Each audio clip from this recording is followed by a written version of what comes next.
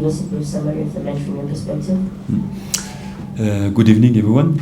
I think about the game, we had exactly the game that we expected. We knew that Durban City would come with some ideas, of course, because they still have some targets to finish in the top 8. We have prepared well. We prepared well that game. I think that the first half that we have played was a bit far from my expectation in terms of intensity, in terms of rhythm, because the plan was the first half during 15-20 minutes, to put really high pressure to suffocate that team in order maybe to score early.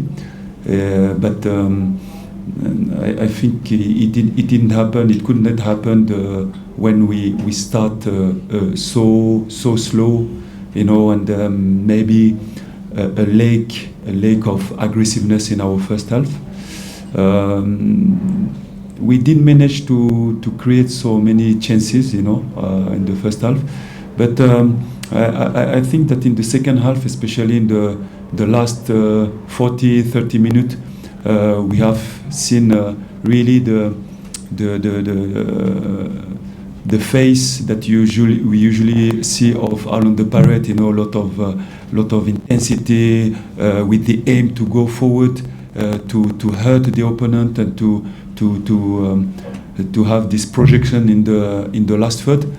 I think we shot we get 30 shots. I think 12-10 in the target. It's not enough. It's not enough to win this kind of game. So of course we wanted to offer the 3 point. And I want to be clear, not the title, because a lot of people were celebrating before they get out the champagne before the end. We are clear. For us it was 3 points. The target was to take 3 points in front of our fans. It didn't happen, but if you remember what I've been saying since the beginning of the season, in the middle, that the title will be decided maybe at the last.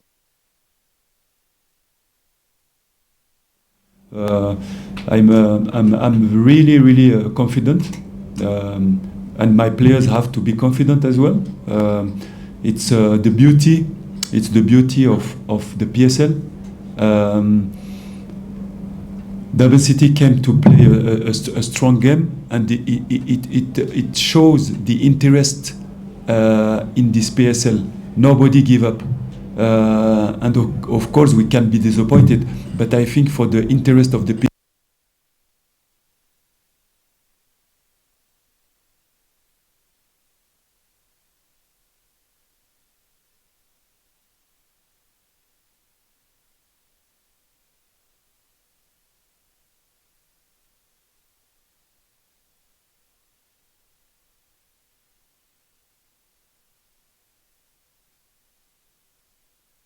push for one more week, and we hope to really to give the happiness, the joy to our fans, the last game. But it will not be easy as well.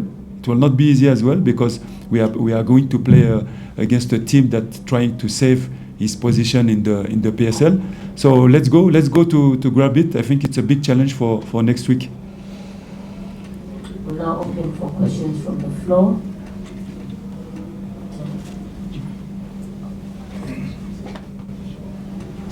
Joseph from Sports. Coach, such games need a lot of mental strength, and the stage could be bigger for other players. How have you dealt with that, looking at this match and now jumping into the next one, that the mental strength will be more of a winner, and it was more needed today, but we didn't see that much? Yeah, you're right. It's really good question. You have to check, but I think we have the third the third youngest team in the PSL. Okay, so you have some advantage of this to have some young team. You know, about the freshness, about a lot of qualities. But you have this disadvantage of sometimes managing this kind of games where there is a lot of pressure.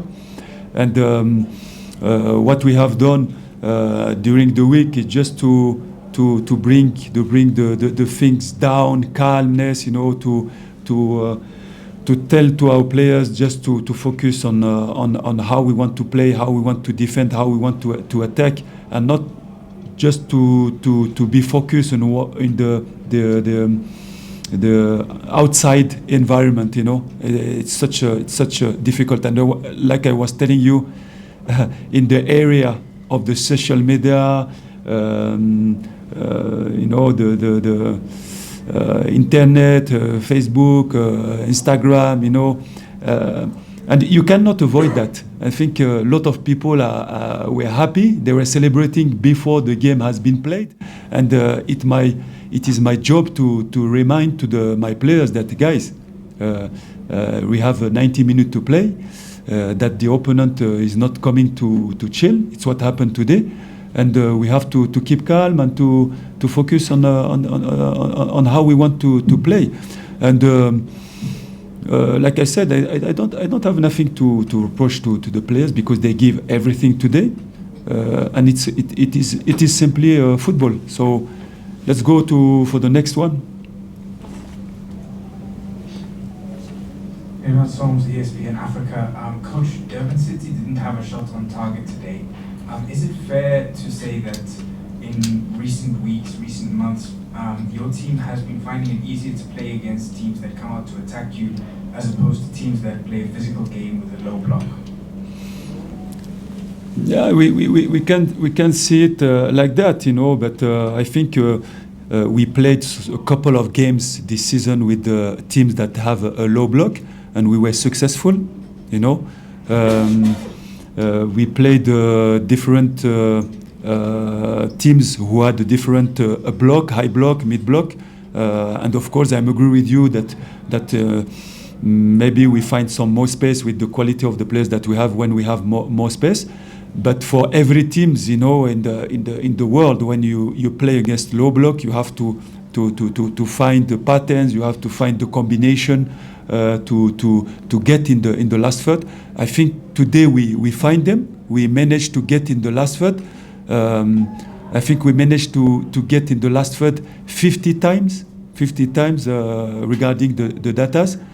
But after, I think the last pass, the last assist, you know, was missing, and maybe the efficiency. But when you have a young team, you have to trust and to believe, to work, to keep working, and I think we will have an answer next week, I hope.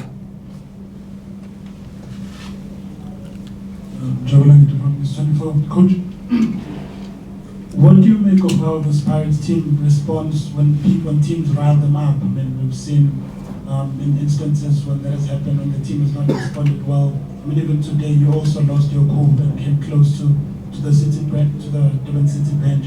And how do you fix this? Because it's something that opponents have seen have sort of started to do in terms of getting into Pirates' head. Yeah, look, there is a difference between playing strong with the physicality on the ball and to break the players. This is not the mentality, and it will never be my mentality as first an educator, because before being a coach, I am an educator to protect the players, and it's the first time, but I have to protect my players. If somebody cannot protect them in the middle of the pitch, I have to protect my players. And if I have to remind you, during the Kaiser Chief games, we lost Moremi. He's just coming back. I'm happy, but we lost him during two games. Very important player. We lost other players in this kind. And when you are educator, and you are encouraging this kind of behavior, it's very bad. It's very bad. We don't have to forget that in the stand, we have children. We have children. And we have to give example. Football has to be a bridge, has to be an example, a model for the new generation, the next generation. It's all the time the message that I'm trying to pass to my players. So it's why I stayed quiet during Kaizer Chiefs. I lost my player, one of my best player. And today I don't want to lose my best goalkeeper. And if you can see that the ball was already far, and you kick the goalkeeper. It's very bad. So, but we had a chat with the coach, at the end, and everything is okay. He understands me, and he just apologized, and I congratulate him for the good game that they did, because at least they make a good game, and that's it. For me, how we can deal with that is just to be more clever. When you play against this kind of team that coming to kick you, you just have to think before receiving the ball, to have an information about how many teammates you have around you, how many opponents you have around you, which space you have in order to make the right decision. And of course, you must make less touches. If you have 4 or 5 players coming to kick you, you have to give the ball quicker, and maybe to make more touches in area where you can go 1v1, but when there is too much players and the aggressiveness, it means that sometimes you have to think instead of to get injured.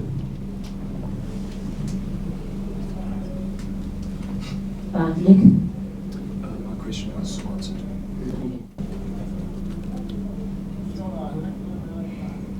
SABC.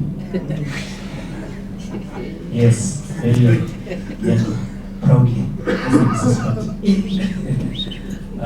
Coach, I don't know if say hard luck or today, usually we say hard luck or congratulations on the result. But just looking at your dominance today, one of the areas where you also dominant was the set plays, 19 corner kicks.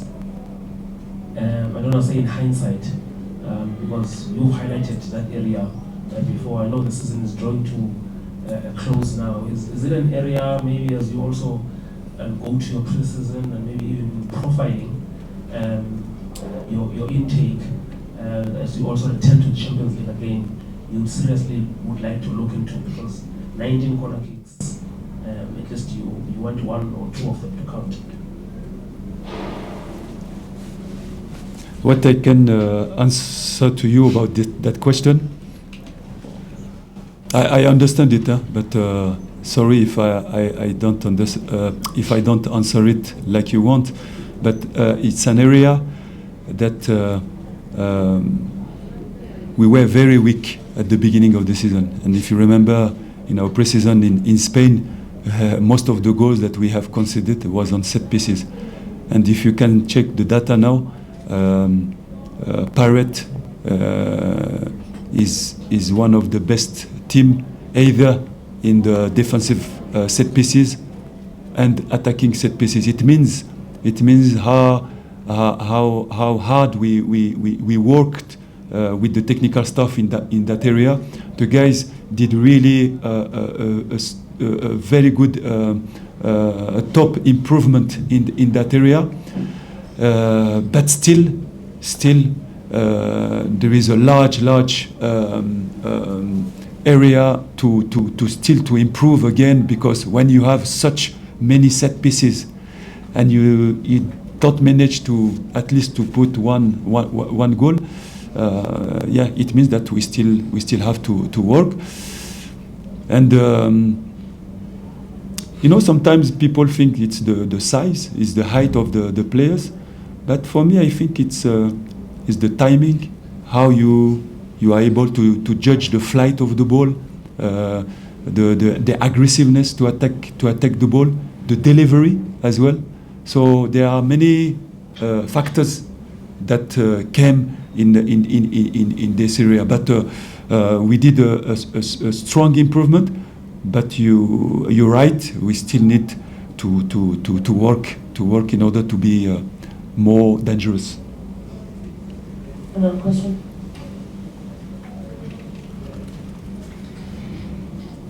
Coach Lonabo, SABC Sports. With the results being this way, certain decisions will come under scrutiny, starting Selepe, bringing in Mariko. What would you say about timing and just your decisions around the playing personnel in important games like this one? I think there is not a right or wrong moment to bring one player.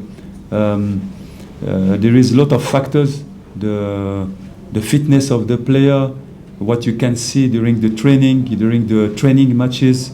I think at the beginning of the season we give a chance to Mariko against Marumo.